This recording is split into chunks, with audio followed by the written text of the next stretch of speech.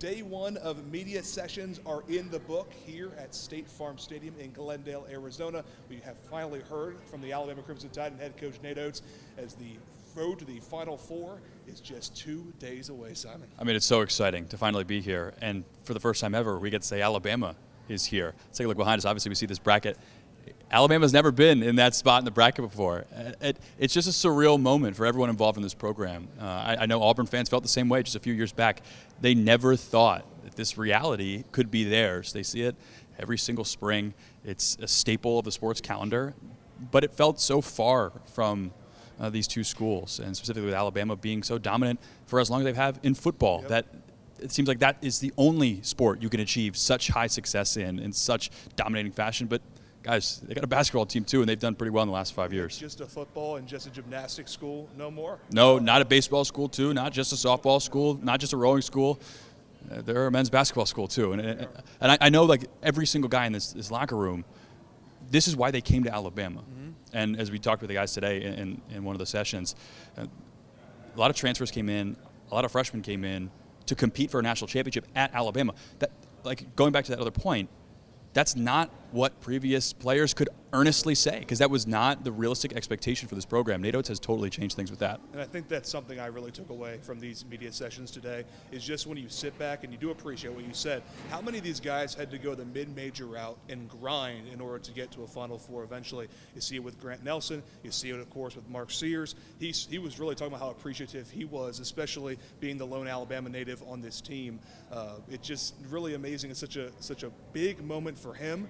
And obviously as well, you can't forget about Nate Oates too. Yeah, just 11 years ago, he was coaching high school basketball. Yeah, and then went on to be an assistant at Buffalo under Bobby Hurley, whose brother Danny Hurley was the boss at Rhode Island with Bobby, and Danny recruited E.C. Matthews from Romulus High School when Nate Oates was the head coach in the Detroit area with his player. And the connections between these two coaches go back years, but at this point they meet on the sport's biggest stage a year after UConn claimed the national championship. It just goes to show what it takes to take a program to this level. We've seen it with UConn year in and year out.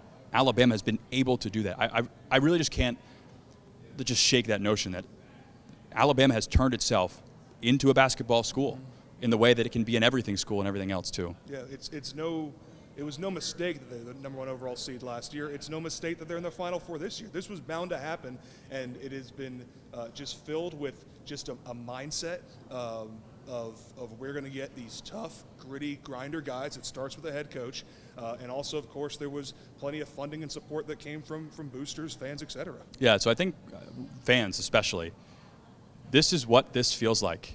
And savor this moment. A strange kind of dynamic about college basketball is the Final Four is the goal for so many programs. Like the national championship, obviously you want to win a national championship. That's on top of it. That's gravy. That's icing on the cake. You're here. You made it to the Final Four. This is the goal for a program. This is how you measure success in this sport, and Alabama's done it. So enjoy this. So what can we look forward to tomorrow? Today, like we said, we heard from Nate Oates. We had an open locker room. Tomorrow, a little bit more of the same. We're going to hear from some guys, but we're also going to get to see the Tide practice for a few minutes, which we did not get to today. Yeah, they had their first practice today. This afternoon it was a closed session on the main floor here at State Farm Stadium. It's their first time to play in the football stadium that this is. You know, get used to the sight lines and the venue, and just how it feels to be in this gigantic dome space. But tomorrow we'll get to see them in an open practice. Fans and media are allowed in. It's always a cool tradition in the Final Four weekend. Fans get to show up. So any of you Roll Tide faithful who are out here in Northwest Phoenix metro area, pull up because you get to see your guys as well. Absolutely. All right. Well, that is going to do it for us here. Of course, we have more coverage coming your way tomorrow. Make sure to tune in to Fox 54 News at 5:30 and 9 o'clock, and also right here on fox54.com for your continuing digital as well as TV coverage